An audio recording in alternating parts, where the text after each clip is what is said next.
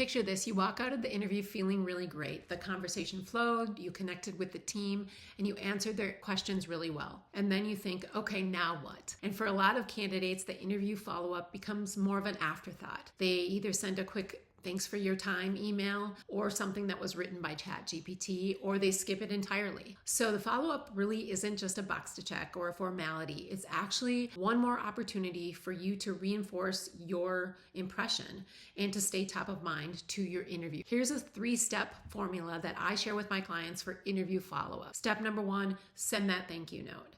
Do not skip that step and do it within 24 hours. You want to personalize it for each of your interviewers. So if you met one-on-one with someone, great. If you had a panel interview, send a separate email to each of those people. You don't want to send a generic template. You want to send a thoughtful message that reflects something specific from your conversation. Maybe you talked about a project the team is working on, or you discussed a challenge in your own organization. You want to think about something that you connected with, an industry-related thing that you connected with, and then reference that moment. Briefly reiterate your interest in the role and highlight how your experience aligns with the team. The goal isn't to repeat your resume. It's really to remind them of something, a connection point or an alignment or something that stood out from that interview. Step 2 is to build on that conversation.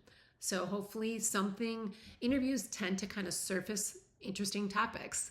So if they mentioned a new initiative or a challenge or a shift happening in the industry, that's your chance to maybe look up an article about that or send a short idea or give an example from something from your current company that you're going through. The key is to keep it simple and thoughtful. You're really not trying to prove how smart you are. You're trying to show them that you were listening and that you're thinking about the work that they do. And this kind of follow-up really stands out to hiring managers because not that many people do it. Step 3 is to stay engaged professionally. So after the interview process, it can be helpful to stay engaged with them.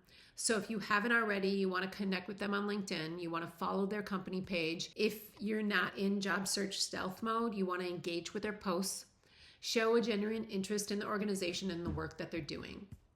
As many of you know, the hiring process can take weeks.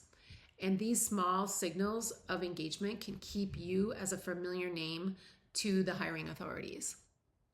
Most people feel like the interview is the last step, but it's really not the last chance to make a great impression.